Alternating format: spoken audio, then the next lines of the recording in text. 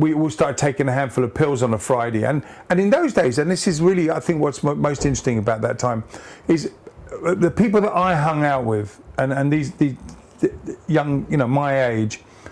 None of us took drugs because we were drug addicts. We took drugs because we didn't want to miss anything. I think that was the key to all of it, is that we took drugs because we wanted to spend a whole weekend awake, so that so Friday night we would take a handful of pills, and then we would go to the Marquee club, then we would go to the Scene in Ham Yard, which was a mod club in a little yard in Soho, just off Shaftesbury Avenue. And then we would go from there to the Flamingo for Georgie Fame or John Mayall or any one of the kind of great blues bands. You get there about 1 in the morning, 2 o'clock maybe. And then at 3 o'clock you would go to the Roaring Twenties, which was Count Suckle's club, which was the only black club in the West End, and that was in Carnaby Street. And the reason that the Roaring Twenties was great is because the music was just sensational, very black, low. I mean, you couldn't see anything in there anyway.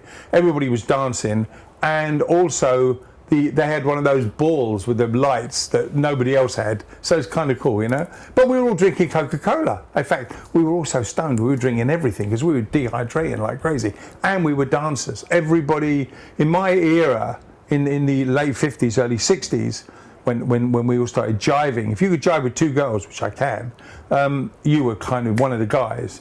And then the twist, and then all the other dancers that came in, and you were cool if you danced. In those days, cool guys weren't the guys that were standing at the bar. Cool guys were the guys who were dancing, who were dressed and looking good. They were the cool guys, and we could all. And in those days, you took a load of pills, you just danced on your own, so it didn't really matter, And about 4 in the morning, well, actually, probably later, probably about 5 in the morning, Saturday morning, I would walk home, and I used to wear tonic mohair suits, handmade boots, just looked the part.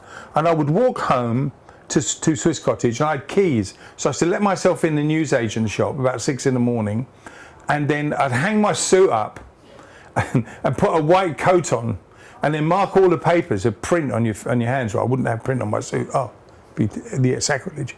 And then Harry Greenbaum in Edgware Road made my suit. He'd fucking kill me if I, terrible.